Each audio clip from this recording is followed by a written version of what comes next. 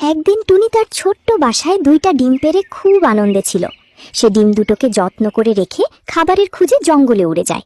ঠিক তখনই এক ভয়ঙ্কর ডাইনি সেখানে এসে কালো জাদু করে একটি ডিমকে রাক্ষসের ডিমে পরিণত করে দেয়। টুনি ফিরে এসে কিছুই বুঝতে পারে না। সে আগের মতোই দুইটা ডিমের যত্ন নিতে থাকে। এভাবে কয়েকদিন কেটে যায়।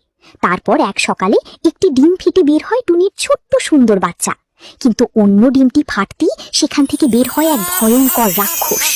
তো বন্ধুরা, এরকম ভিডিও আরো দেখতে চাইলে চ্যানেলটি সাবস্ক্রাইব করুন। একদিন টুনি তার ছোট্ট বাসায় দুইটা ডিম পেড়ে খুব আনন্দে ছিল। সে ডিম দুটোকে যত্ন করে রেখে খাবারের খুঁজে জঙ্গলে উড়ে যায়।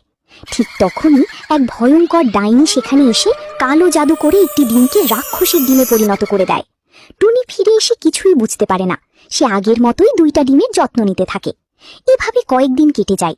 তারপর এক সকালে একটি ডিম ফেটে বের হয় টুনির ছোট্ট সুন্দর বাচ্চা। কিন্তু অন্য ডিমটি ফাটতেই সেখান থেকে বের হয় এক ভয়ঙ্কর রাক্ষস। তো বন্ধুরা, এরকম ভিডিও আরো দেখতে চাইলে চ্যানেলটি সাবস্ক্রাইব করুন।